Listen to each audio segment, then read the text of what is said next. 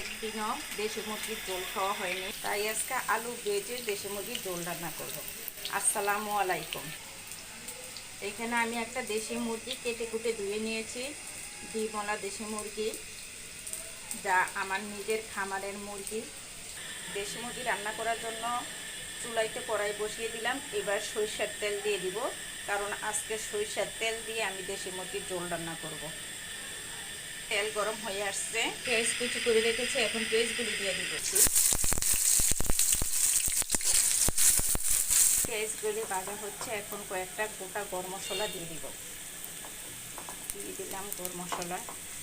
পেঁয়াজটা ভেজে পাতা ভাজা লাল করে নিয়েছি। এবার দিয়ে দিব পানি। পানি দেওয়ার কারণ হলো আমি সব গুঁড়া মশলা দিব, আর গুঁড়া মশলা সরাসরি তেলের মধ্যে দিলে পুড়ে যাবে, তাই পানি দিয়ে দিলাম। প্রথমে দিয়ে দিলাম 1 চামচ মরিচের গুঁড়া, তারপর 1 চামচ হলুদের গুঁড়া, দিয়ে দিব ধনের গুঁড়া। ধনের গুঁড়োটা 1.5 চামচ দিলাম, কারণ মাংসের মধ্যে একটু ধনে বেশি লাগে। তারপর গরম মশলার গুঁড়া। এখন দিব জিরার গুঁড়া। জিরার গুঁড়াটা এখন কম দিয়েছি, উঠানোর আগে আবার জিরার গুঁড়া দিয়ে তুলে নেব। এবার দিব স্বাদ মতো লবণ, রসুন বাটা, আদা বাটা। এখন মশলাটা ভালোভাবে নেড়ে চেড়ে ঢেকে দিয়ে কষিয়ে নেব। নাড়া হয়ে গেছে, এবার ঢেকে দেব। মশলাটা কষানো হয়ে গেছে, উপরে তেল ভেসে উঠছে। এবার মুরগিটা দিয়ে দিব। মুরগিটা কেটে কুটে ধুয়ে পানি জড়িয়ে রেখেছি। এবার কোনো রকম পানি ছাড়া মুরগিটা কষানো হবে। মাংসটা ভালোভাবে নেড়ে চেড়ে নিয়েছি, এবার ঢেকে দিব কোনো রকম পানি না দিয়ে। আর মাংস থেকে যে পানি বের হবে সেই পানিতেই সিদ্ধ হবে।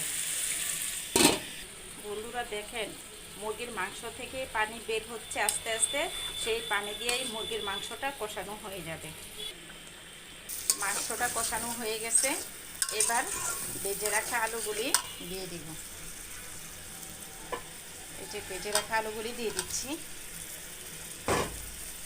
এবার আরেকটু নেড়ে ছেড়ে ভালোভাবে আর একটু কষিয়ে নেব। আলুটা এবং মাংসটা একসাথে কষানোর জন্য আমি একটা ঢাকনা দিয়ে দিলাম। মাংস আর আলু একসাথে কষানো হয়ে গেছে, এবার আমি পানি দিয়ে দিব মুরগিটা সিদ্ধ হওয়ার জন্য। পানি দিয়ে নেড়ে চেড়ে দিয়েছি, এবার ঢাকনা দিয়ে দিলাম। তরকারিটা প্রায় হয়ে আসছে, এখন আমি জিরার গুঁড়া ছিটিয়ে দিচ্ছি।